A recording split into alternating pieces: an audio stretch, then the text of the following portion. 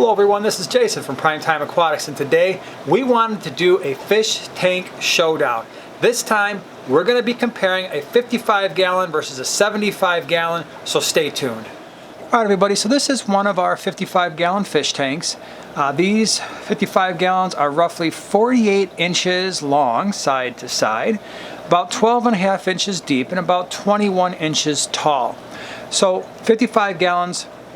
When we're looking at the advantages and disadvantages of each, I would say if we start with the advantages of a tank like this, one thing, they're going to be relatively inexpensive. And what I mean by that is you can go to a big box store like a PetSmart or a Petco, and sometimes they'll have the kits on sale, and you can get the tank, you can get the filter, the heater, the light, the lids, pretty much most of what you need, minus the fish, minus the substrate and the stand.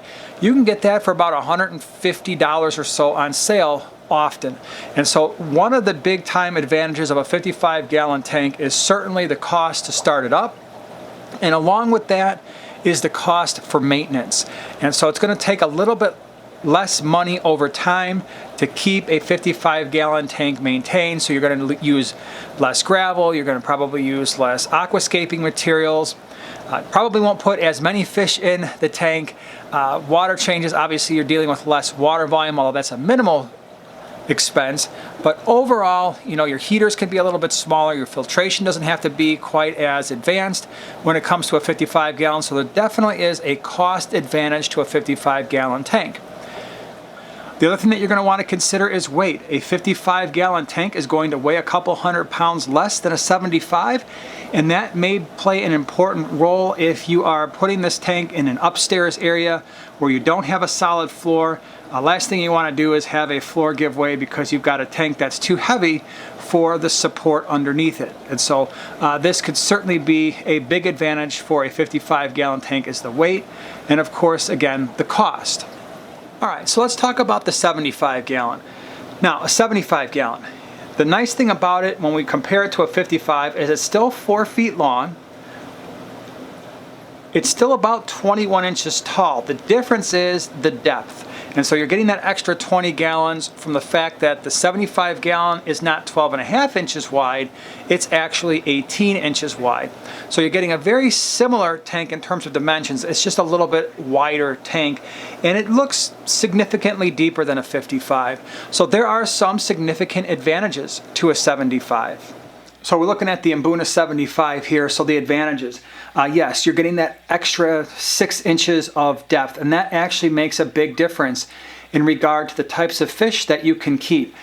So anything, you know, if you're getting into maybe the medium-sized South American cichlids, or you've got a tank like this with the, you know, overstocked Mbuna tank, maybe some peacocks or some haps, you're probably going to want that extra 6 inches so fish can more easily turn around if they're going to be on the larger side. Obviously stocking options go up when you have 20 extra gallons, and so anything you can do in a 55, obviously you can do that in a 75 and then some. But there are going to be some drawbacks. Again, one, cost. You know, even on sale, if you were to go to one of the big box stores, at least around us, a 75 gallon with a light and a lid is going to be a couple $100. So that's already, you know, roughly $50 more than a 55 gallon. That's coming with the filter and the heater, the lights, the lid, you know, pretty much most of what you need to get started. So there's definitely going to be an additional cost for that extra 20 gallons. You know, then you got to consider the stand. Usually the stands for a 75 are going to be more expensive than a 55, all else being equal. And then of course the weight. So now you've got an extra couple hundred pounds. So maybe instead of around 5 to 550 pounds, now you're pushing 725 to 750 pounds for a 75 gallon tank.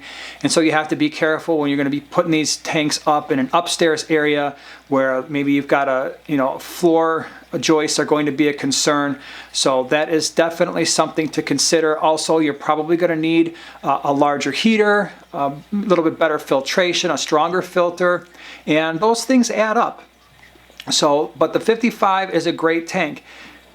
You know, the other thing you're going to want to consider is just surface area in general. That 75 gallon is going to offer more surface area than a 55 will, and that means if you're keeping cichlids, you're probably going to keep more of them and they're going to be a little bit happier. We actually have a video where I discuss surface area. I will put a card in the upper right hand corner just so you can see that video. So I guess the big question is, which one do I choose? Well, I think that answer really lies in the number of fish tanks that we have and the types of fish tanks that we have. So we've got 54 tanks. Down here in the basement, we have two 55-gallon tanks and we have four 75-gallon tanks. Now, I've got a solid cement floor in the basement, so I would always choose a 75 over a 55. The only reason I had the two 55s in the corner is because I didn't have enough width, enough space to get 75s in, and so the 55s were a good fit. I'm very curious to hear what's your opinion. Which one do you prefer? What are the advantages and disadvantages, at least from your personal experience? Leave that in the comments section below. So if you like this video, share, subscribe, and we'll see you in the next one.